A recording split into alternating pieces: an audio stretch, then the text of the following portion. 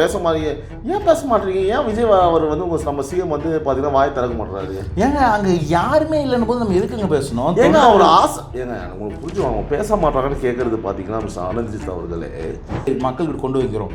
இது ஏன் இவங்களுக்கு இவ்வளோ பிடிக்கல, ஏன் இவ்வளோ பொறாமை? 3 மாதத்துக்கு பேச மாட்டோம், 6 மாதத்துக்கு கேள்வி கேட்க மாட்டோம்னு சொன்னவங்க முதல் நாள் சட்டமன்றத்தில் ஒரு வெள்ளை அறிக்கை நேற்று போடுறோம், இன்னைக்கு தான் சட்டமன்ற கூட்டத்தில் உடனே எதுக்கு இப்படி வெளிநாடு பண்ணி இப்படி ப்ரொடெஸ்ட் பண்ணுறாங்கன்னா? This video is sponsored by Fast Track, celebrating 25 years of excellence. Download your Fast Track app now. Cresco Cars, leading dealers of Maruti Suzuki.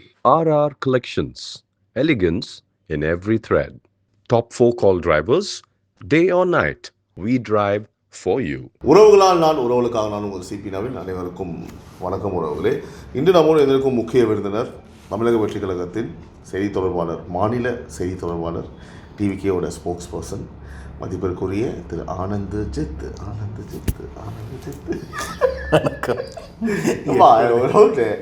இப்படி வணக்கம் சொல்றீங்க உங்களுக்கு ஒரு வணக்கம் சொல்லும்போது அப்பவே ஒரு ராக்கெட் லான்ச்சர் மாதிரி இப்படின்னா இங்க ஒரு ஏவுகணை துப்பாக்கி மாதிரி இங்க வச்சிருக்கீங்க, வாங்கிக்கிறாரா?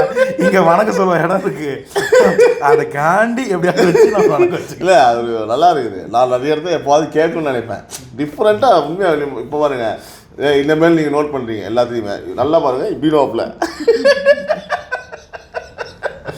ஐயோ ஐயோ. சரி, எப்போ கல்யாணம்? ரிசப்ஷனுக்கு அடுத்த நாள்.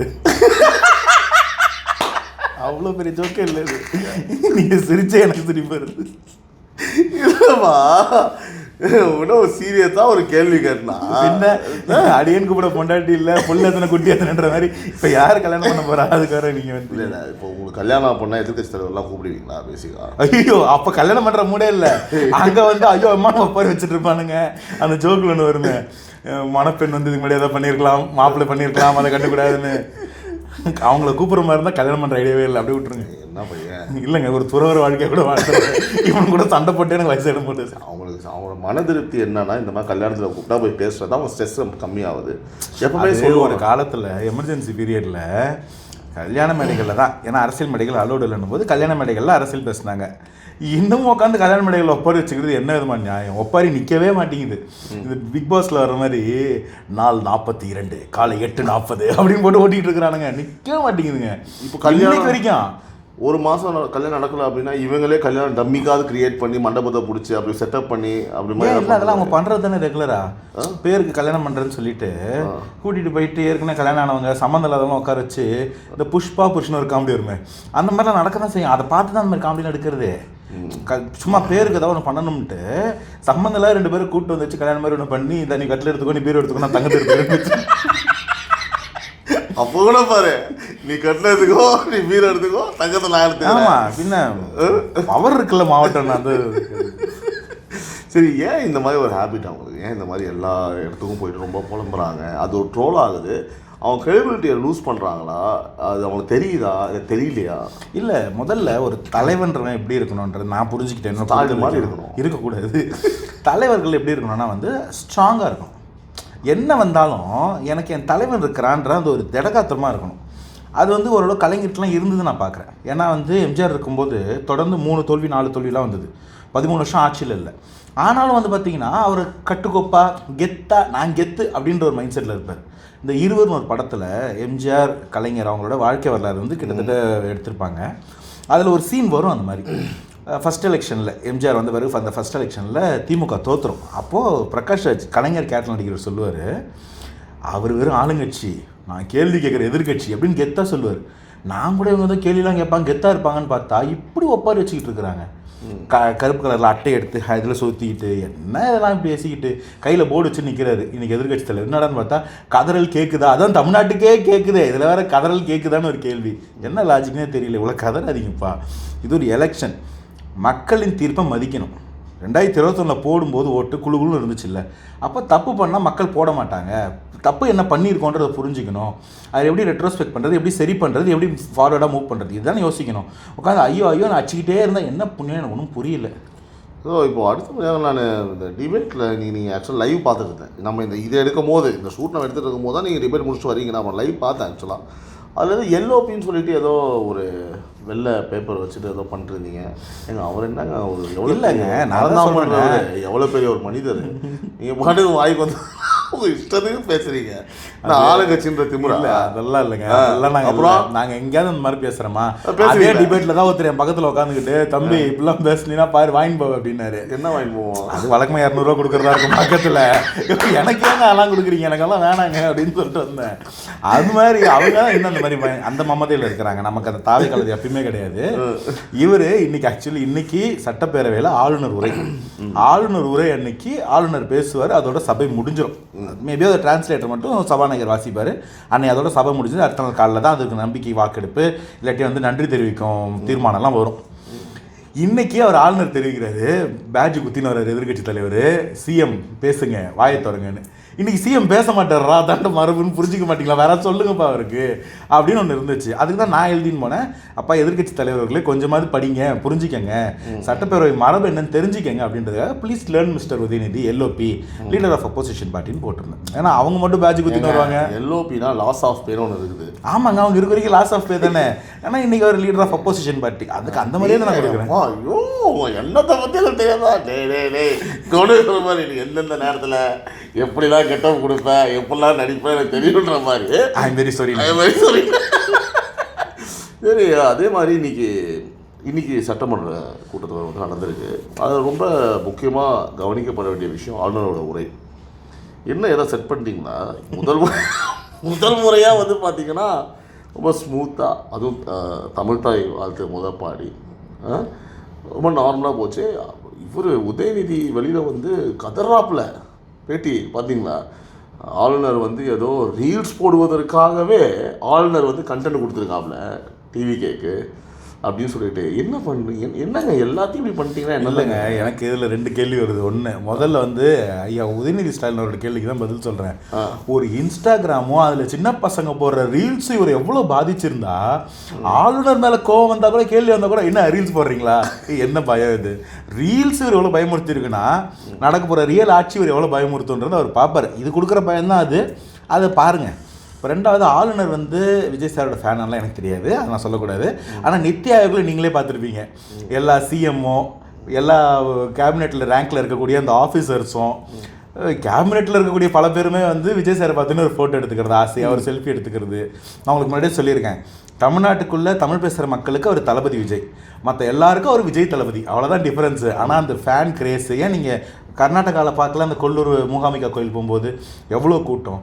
ஸோ அவருக்கு எல்லா இடத்துலையும் அந்த ரிசப்ஷன் இருக்குது. எனக்கு என்னமோ அவர் ஒரு நடிகராக, ஒரு தமிழ் நடிகராலாம் இப்படி மக்கள் அப்படி பார்க்கல. ஒரு ஆர்கானிக்கான ஒரு ஃபேண்டம் அவர் ஆராக்கு. அவர் பார்க்குறதே வந்து ஒரு ஹாப்பினஸ் கொடுக்குது, அவர் பார்க்கணுன்னு ஒரு ஆசை கிரியேட் ஆகுது. இதே ஆரோக்கியம் வந்து பார்த்தீங்கன்னா ஸ்டாலின் அவர்களும் இருந்ததுங்க. எப்போ? ஓ, அப்போ அது இருந்தனால முதலமைச்சர் ஆனார். இல்லைங்க, நான் சொல்கிறது அவருக்கு நான் குறைச்சி மதிப்பிடுறதுன்னு நினைக்காதீங்க. 2021 அவர் முதல்வர் ஆனதோ இல்லை 2019 தேர்தலில் ஜெயிச்சதெல்லாம் அவருக்கு அந்த ஆரோக்கியம் இருக்குல்ல. இல்லையே, எங்கே இருந்திருந்தால் தோத்துட மாட்டார்ல. இப்போ குளத்தூரில் தோத்துக்கூடாதுல்ல, அதை சொன்னால் வேற அழுகுறாங்க. அது தோத்து தானங்க சொல்ல முடியும், நம்ம என்னங்க பண்ண முடியும்? எப்படிங்க குளத்தூரில் தோக்க முடியும்? எம்எல்ஏவாக எப்படிங்க தோக்க முடியும்? ஒரு முதலமைச்சர் சிஎம் கேண்டிடேட், எல்லா சிஎம் கேண்டிடேட்டுமே அவுட்டு, அது ஒரு விஷயம். தாவேகா வந்து ஸ்வீப்பு, எடப்பாடி மட்டும். அந்த இடத்துல இருந்த தாவேகால ஒரு வீக் லிங்க்கு அவனை கட்சி விட்டு மிரட்டி உருட்டி காசை கொடுத்து ஆசையை காட்டி வெளில தூக்கிட்டு அந்த இடத்துல கேண்டிடேட்டே இல்லை. அந்த இடத்துல நாங்கள் வேற ஒரு சுயேட்சை கேண்டிடேட் ஆதரவு கொடுத்தோம். டிவி சின்னத்துக்கு விசில் சின்ன 233 தொகுதி தான். அந்த டிவி சின்னமே டஃப் கொடுத்தது. நிஜமாக தாவேக்கோட விசில் சின்ன நின்று இருந்ததுனாக்கா அந்த இடத்தில் அவர் தோற்றிருப்பார். அப்படி நீங்கள் வந்து இஷ்டத்துக்கும் உங்கள் இஷ்டத்துக்குலாம் வந்து நீங்கள் ஏடிஎம்கேவையோ எடப்பாடியோ நீங்கள் குறைச்சி மதிப்பிடாதீங்க. சரி, எல்லாரும் வந்து பார்த்தீங்கன்னா உங்கள் கட்சிக்கு வராங்க அப்படின்றதுக்காக புரியுது, எல்லோரும் வராங்க அவங்களா தேடி. இருந்தாலும் நீங்கள் இஷ்டத்துக்கு வந்து நாங்கள்லாம் யாரையாவது மரியாதை குறைச்சலாம் பேசியிருக்கிறோம். திமுக தான் அப்படி பேசுனாங்க. என்னென்ன பேசியிருப்பாங்க, அது வீடியோ காமிச்சு ஃபோட்டோ காமிச்சிலாம் பிரச்சாரத்தில் ஏதாவது ஒரு இடத்துல நாங்கள் யாரையா மரியாதை குறைச்சலாம். முக்கியமாக அதிமுக நாங்கள் என்னவா கன்சிடர் பண்ணுறோம்? திமுக ஒரு தீய சக்தி, அதிமுக ஒரு தீந்து போன சக்தி, அவ்வளோதான் நாங்கள் கன்சிடர் பண்ணுறோம். அதே மாதிரி வந்து நீங்கள் கரெக்டு தான் பேச மாதிரி.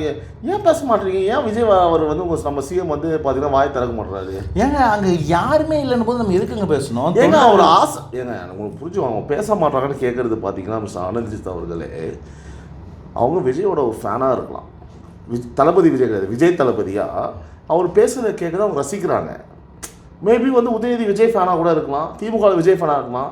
இப்போ ஆப்வியஸாக நீங்கள் ஒரு நடிகர் உங்களோட ஃபேன்னா இப்போ ஏன் நீங்கள் பேசினா ஓடுது 3 லட்சம் 5 லட்சம் போகுதுன்னு நினைக்கிறேன் நிறைய சேனலில். ஏன் போகுது? என்ன கண்டுபிடிக்கிறீங்க? இல்லை நான் என்ன சொல்கிறேன்னா, நீங்கள் பேசுறது பிடிச்சிருக்கு. அவர் எவ்வளோ பெரிய ஸ்டார்டம், ஒருவேளை அதுக்காக கூட வாய் சும்மாவா தான் எழுந்துச்சு உதயநிதி சாப்பிட்டீங்களா, எப்படி இருக்கீங்க, நல்லா இருக்கீங்க, நான் பேசிட்டேன் கேட்டுதா அப்படின்னு சொல்லுங்க.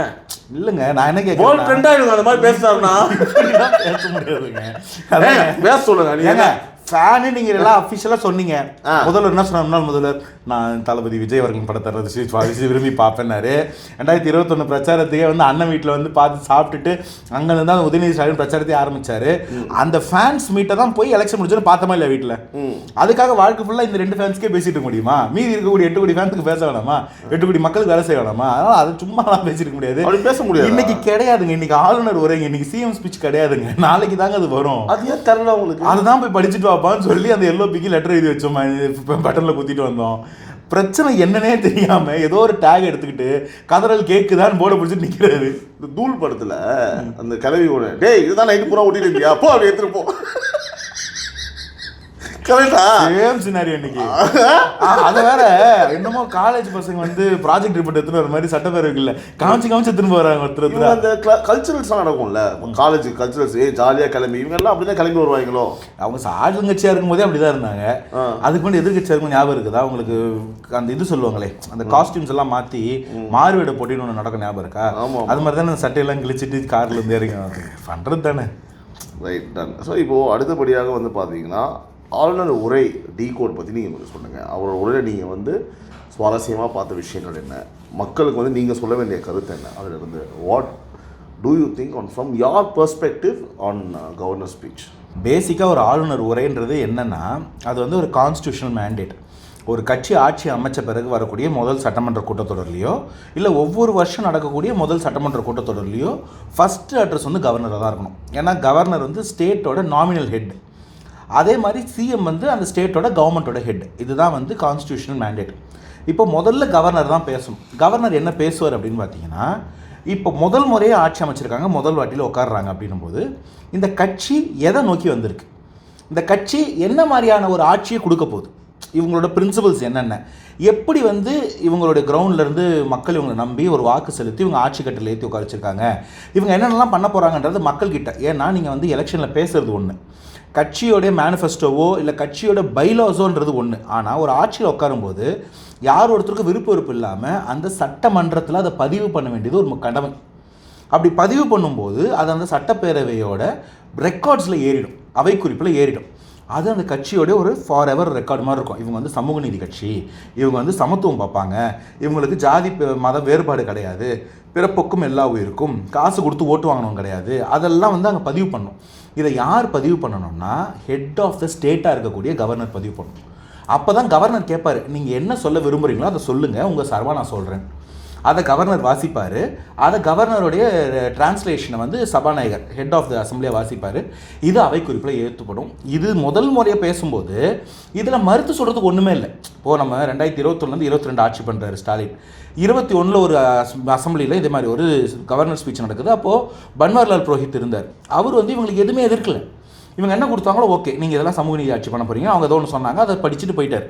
ஆனால் 2021 to 22 இவங்க ஒழுங்காக ஆட்சி பண்ணலை அப்படின்னும் போது 22 வந்த ஃபஸ்ட்டு கூட்டத்தொடருடைய ஃபஸ்ட்டு டேயில் இந்த மாதிரி ஒரு லெட்டர் கொடுத்து படிங்கன்னு சொல்லி அவங்க அன்னைக்கு ஆளுநர்கிட்ட கொடுக்கும்போது அந்த ஆளுநர் பார்க்குறாரு, என்னப்பா நீங்கள் கடந்த ஒரு வருஷத்தில் பண்ணாததெல்லாம் எழுதி வச்சுருக்கீங்க, நான் இதை பண்ண போகிறேன்னு சொன்னால் அதை செய்யலாம், அதை யாரும் மறுக்க முடியாது. பண்ணாத ஒன்றை நான் பண்ணிட்டேன்னு எழுதி வச்சுருந்தா என்ன பண்ணுவார் கவர்னர், இது தப்பு, இந்த பாயிண்ட்டை நான் ஸ்ட்ரைக் டவுன் பண்ணுறேன்னு பண்ணிவிட்டு மிச்சத்தை படிக்கும்போது இவங்க எதை இவங்க எழுதி வச்சுருந்தாலும் அதையே அவை குறிப்பில் ஏற்றுறேன்னு சொல்லும்போது தேர் வாஸ் அ கான்ஃப்ளிக்ட்.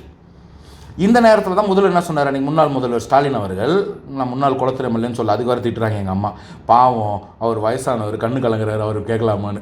வயசான முன்னாள் நான் சொல்ல மாட்டேன், இந்த முன்னாள் முதல்வர்னே சொல்கிறேன், முன்னாள் முதல்வர் அப்படின்னு சொன்னால் இப்போ என்ன பண்ணுறாரு அவர், அன்னைக்கு அதை வந்து எதை எழுதி வச்சுருந்தோமோ அதே அவை குறிப்பில் ஏற்றுறாங்க. ஏன்னா அது வந்து பவரில் இருக்கிற கவர்மெண்ட்டுக்கு தான், அவங்களுக்கு தான் மக்கள் மேண்டேட் இருக்குது. இப்போ அதில் ஒரு டிஸ்கிரிபன்சி இருக்கிறதுனால அதங்க மென்ஷன் ஆகுது. அதை கோச்சிக்கிட்டு ஒரு அவை வெளிநடப்பு பண்ணுறாரு. கவர்னர்கிட்ட எந்த பில்லு போனாலும் பாஸ் ஆகாமல் இருக்கிறதுக்கு, எதை கேட்டாலும் கவர்னர் தான் பாஸ் பண்ணலன்னு சொல்கிறதுக்கு இது ஒரு ட்ராமா மாதிரி ஆகிப்போச்சு உங்களுக்கு. அதற்கு தொடர்ந்து 3 வருஷம் நடந்த கூட்டத்தொடர்லையும் கவர்னர் வருவார், எதையாவது ஒன்று சண்டை போட்டுப்பாங்க, கிளாஸ் பசங்க மாதிரி, அவன் ரப்பர் எடுத்துட்டான், அவன் பென்சில் எடுத்துட்டான்னு சொல்லி அவர் போயிடுவார். கிட்டத்தட்ட தமிழக சட்டப்பேரவைக்கு இதையே மரபாக மாற்றிட்டாங்க. இன்னைக்கு அந்த மாதிரி ஒரு ஆளுநர் வராரு, ஃபர்ஸ்ட் ஸ்பீச் இந்த கட்சி எதை நோக்கி வந்திருக்கு, எதை நோக்கி பயணம் பண்ண போகுதுன்னு படிக்கிறாரு. இவங்க இதுவே நடக்காதுன்னு எதிர்பார்த்தாங்க.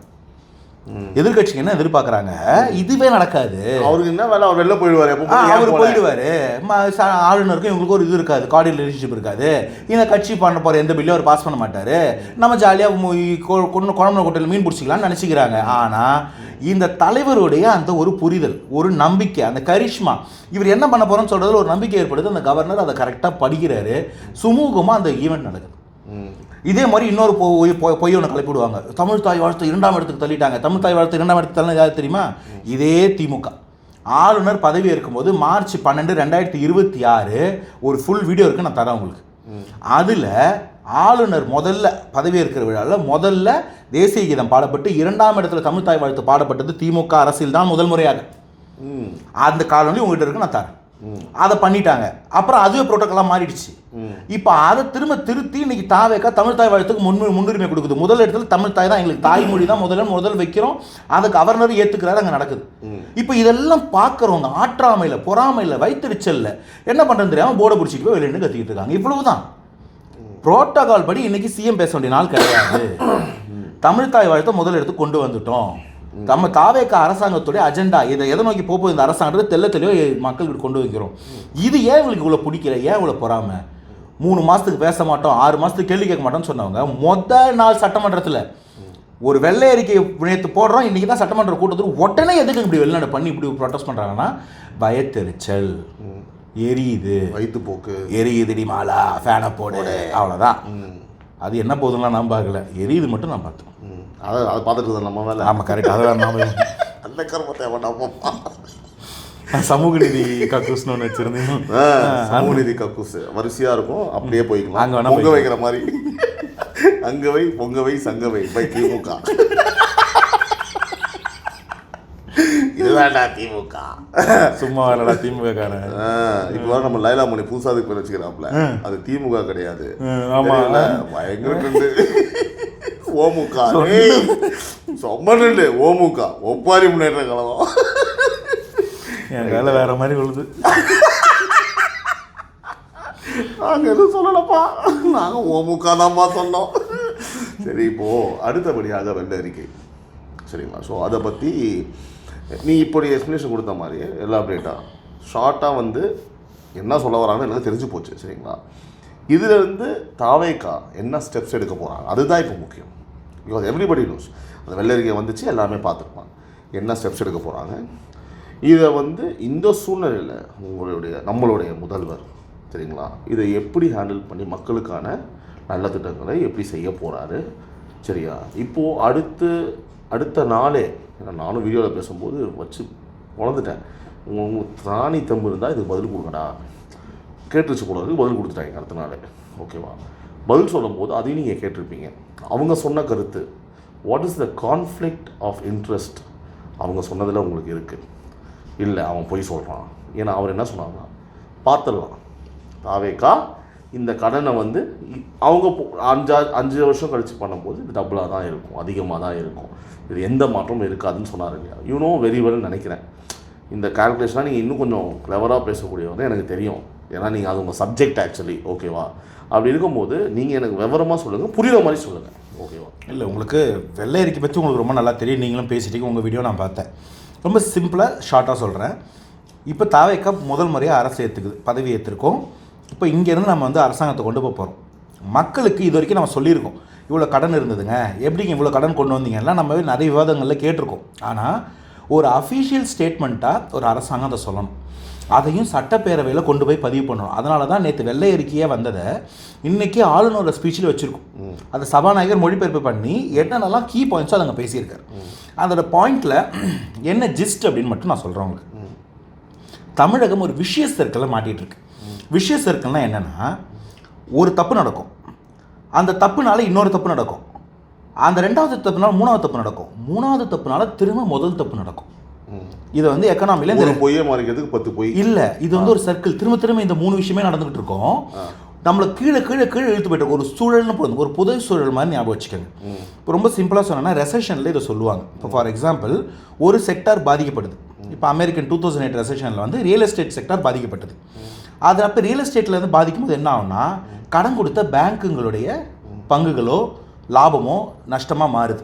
இப்போ பேங்க்கெல்லாம் நஷ்டமாக போச்சுன்னா பேங்க் எங்கே முதலீடு பண்ணி வச்சுருக்கோம், இல்லை பேங்க்கோட ஸ்டாக் வேல்யூ எங்கே இருக்கும், அது குறையும். இப்போ ஒரு செக்மெண்ட்டோட ஸ்டாக் வேல்யூ குறைஞ்சிக்கிட்டே போகும்போது வாங்கி வச்சிருந்த ஸ்டாக் வேல்யூலாம் கீழே போயிட்டே இருக்கும்போது திரும்ப அது வந்து திரும்ப பொருளாதாரத்தில் ஒரு செக்டாரில் இப்போ நம்ம பிஎஸ்சியோ என்எஸ்சியோ பெருசாக சரியும் போது அது திரும்ப வந்து அந்த ஸ்டாக் மார்க்கெட்டை பாதிக்கும். இப்போ ஸ்டாக் மார்க்கெட்டை பாதிக்கும் போது திரும்ப என்ன ஆகும், இன்னொரு செக்டார் நமக்கே தெரியாமல் நஷ்டத்துக்குள்ளே போகும். வெறும் ரியல் எஸ்டேட் செக்டார் பாதிக்கப்பட்டு, பேங்க் பாதிக்கப்பட்டு, ஸ்டாக் எக்ஸ்சேஞ்ச் பாதிக்கப்படுது. இப்போ இதோட செக்டாராக அடுத்தது பார்த்தீங்கன்னா ஐடி செக்டாரில் வேலை போகும். இப்போ ஐடி செக்டரில் வேலை போக ஆரம்பிச்சோன்னே ஐடி கம்பெனியோட ஸ்டாக்ஸ் கீழே போகும். ஐடி கம்பெனியோட ஸ்டாக்ஸ் கீழே போகும்போது அதுக்கு சப்ளிமெண்ட்டாக கூட இன்னொரு கம்பெனிங்க பின்னாடி கீழே போகும். இப்போ இந்த கம்பெனியோட ஸ்டாக் வேறு இடத்துக்கு போகும். ஒரு அதை ரிவர்ஸில் எப்படி புரிஞ்சுக்கோங்க, ஒருத்தருக்கு வந்து ஒரு 1000 ரூபா சம்பளம் கிடைக்குதுன்னா அந்த 1000 ரூபா எடுத்து என்ன பண்ணுவார், முதல்ல போயிட்டு வீட்டுக்கு அரிசி பருப்பு ஒரு 200 ரூபாய்க்கு வாங்குறாரு, ஒரு மருந்து ஒரு 100 ரூபாய்க்கு வாங்குறாரு, ஒரு சட்டை துணி ஒரு 300 ரூபாய்க்கு வாங்குறாரு. இப்படி வாங்கும்போது என்ன ஆகுது, இவர் 1000 ரூபா சம்பாதிச்ச மாதிரி இருந்தாலும் துணி கடைக்கு ஒரு 300 ரூபா போகுது, மளிகை கடைக்கு ஒரு 200 ரூபா போகுது, மருந்து கடைக்கு ஒரு 100 ரூபா போகுது. இப்படி அவருடைய சம்பாத்தியம் மற்றவங்களுக்கு வருமானமாக மாறுது. இவருடைய செலவு இங்கே வருமானமாக மாறுது இல்லை. இப்போ அந்த மருந்து கடைக்கார்ட்ட 10 பேர் 100 ரூபாய்க்கு மருந்து வாங்கினா அவர் 1000 ரூபா சம்பாதிச்சிட்டார். அவர் திரும்ப வந்து ஒரு வீட்டில் பூசுறதுக்கு இவர் கூப்பிடுவார் கொத்தனார். இப்போ இவருக்கு வேலை கிடைக்கும். இப்போ இவருக்கு வேலை கிடைக்கும் போது அவருக்கு வேலை கிடைக்கும், அவருக்கு வேலை கிடைக்கும். இப்படி பாசிட்டிவாக இருக்கும்போது இருக்கிற சர்க்கிள் நார்மல் சர்க்கிள். இது நெகட்டிவாக ஒருத்தருக்கு வேலை கிடைக்காம போய் அவர் கன்சியூம் பண்ணுறது குறைஞ்சி இன்னொருத்தர் கன்சியூம் பண்ண குறைச்சா இது விஷய சர்க்கிள். இப்படி ஒரு சுழல்குள்ளே மாட்டிப்போம். இப்படி ஒரு மோசமான எக்கனாமிக் விஷய சர்க்கிள்குள்ளே தமிழகம் மாட்டிக்கிட்டு இருக்கு. எப்படின்னா, தமிழகத்தோட ஃபிஸ்கல் டெபிசிட் ஒவ்வொரு ஆண்டும் வரக்கூடிய நமக்கு இருக்கக்கூடிய அந்த வருஷத்துடைய டெபிசிட் குறைபாடு வட்டியால் அதிகமாகிட்டு இருக்கு. ஒரு பக்கம் அந்த குறைபாடு வரலாறு இல்லாத அளவுக்கு 2024-25 இருந்ததை விட 1.5 மடங்கு 24-25 சற்றப்போ 50,000 சொச்சம் கோடி, 25-26 அது அப்படியே 70,000 சொச்சம் இல்லை 38,000 சொச்ச கோடி, டபுள் 78,000 சொச்ச கோடியாக மாறுது. ஒரே ஆண்டில் ஃபிஸ்கல் டெபிசிட் டபுள் ஆகிறதுக்கு என்ன வாய்ப்பு புரியுதுங்களா உங்களுக்கு? இப்போ இது டபுள் ஆகும்போது என்ன ஆகும், நம்மளுடைய கடன் சுமை இந்த எக்ஸ்ட்ரா 30,000-40,000 கோடிக்கு வந்து வெளியிலேருந்து கடன் வாங்கும். இப்போ என்ன ஆகுது, இந்த கடனுக்கு வட்டி கட்டும்போது 2026 ஒரு 60,000-50,000 வட்டி கட்டியிருந்தோம்னா 24-25 25-26 நம்ம வட்டி கட்டுற அமௌண்ட் 78,000 கோடியாக மாறுது. இப்போது ஒரு பக்கம் நம்மளோட வட்டி அதிகமாகுது. வட்டி அதிகமான என்ன ஆகும், இப்போ இந்த வருஷம் பட்ஜெட்டு ஒரு 3 லட்சம் கோடின்னு வச்சுக்கோங்க, அதில் ஒரு 70,000 கோடி வந்து வட்டி கட்டுறோன்னு வச்சுக்கோங்க.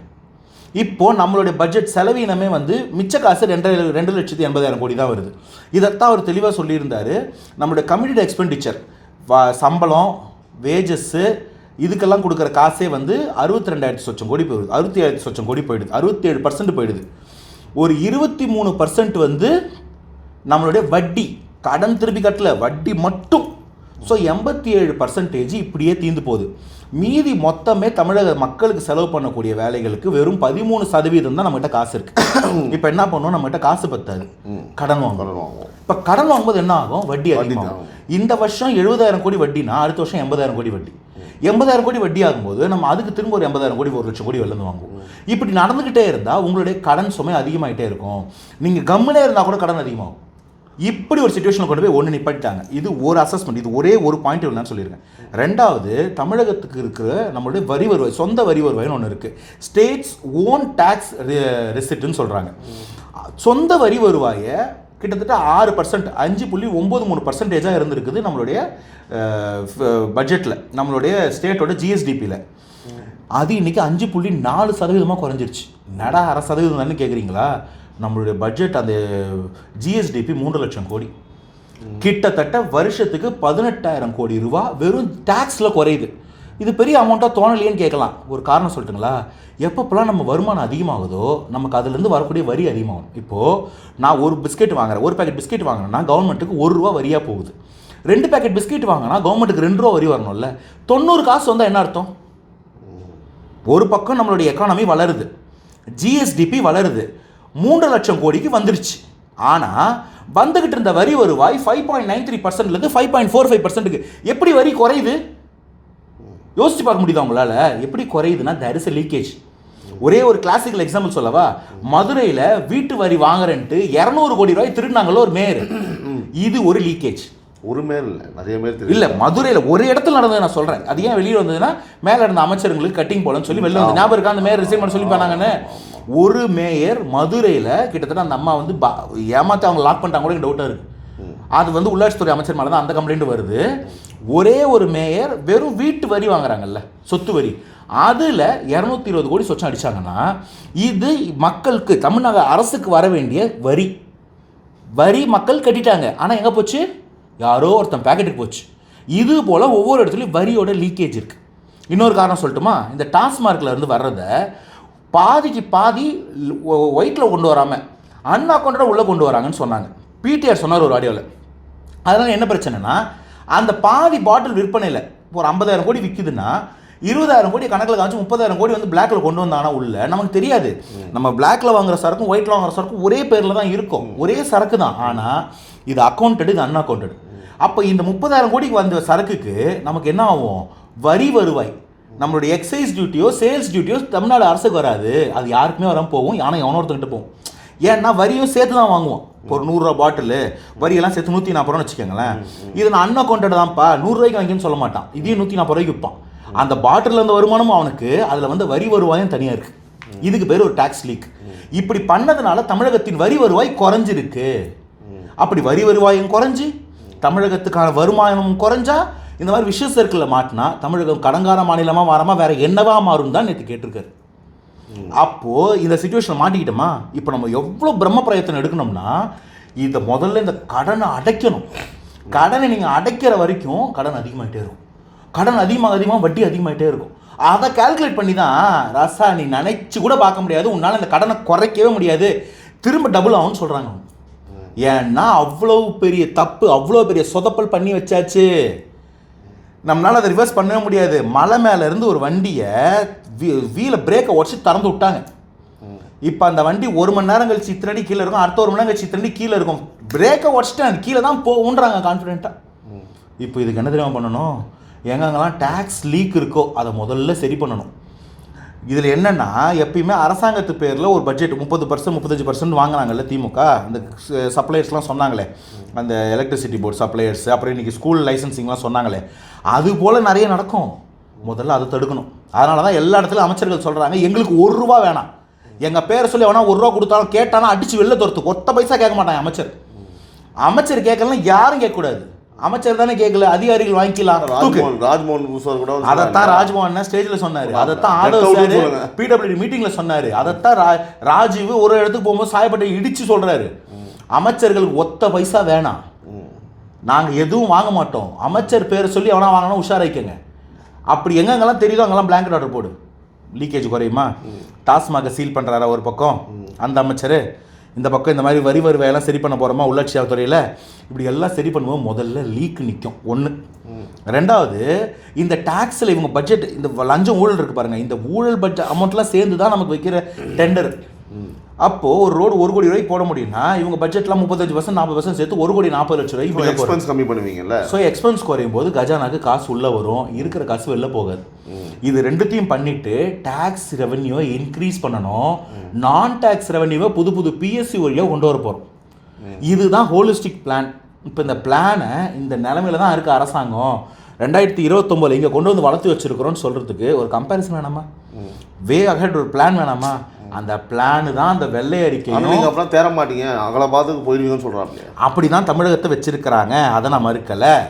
ஆனால் இப்படி இந்த சிச்சுவேஷனை நீ நினச்சா சரி பண்ண முடியாது. ஏன்னா உன்னால் 35% வாங்காமல் இருக்க முடியாது. நாங்கள் நினச்சா பண்ண முடியும், ஏன்னா எங்களுக்கு 35% வேணாம். அதாவது சிம்பிளாக பூர்வமாக சொல்லலாம், ஏன்னா நீ ஊழல் வாங்காமல் உன்னால் தூங்க முடியாது. நாங்கள் ஊழல் வாங்க மாட்டோம், வாங்க விட மாட்டோம், லஞ்சம் வாங்க மாட்டோம், வாங்க விட மாட்டோம். அதனால் கண்டிப்பாக இந்த சர்க்கிள் சரியாகும். பட் அதில் செம்ம வேலை இருக்குது. There is going to be sleepless nights for தாவேக்கா. அவ்வளோ வேலை இருக்குது.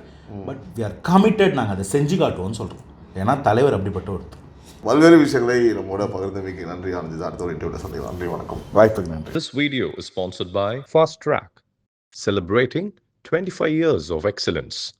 Download your Fast Track app now. Cresco Cars, leading dealers of Maruti Suzuki. RR Collections, elegance in every thread. Top 4 call drivers, day or night, we drive for you.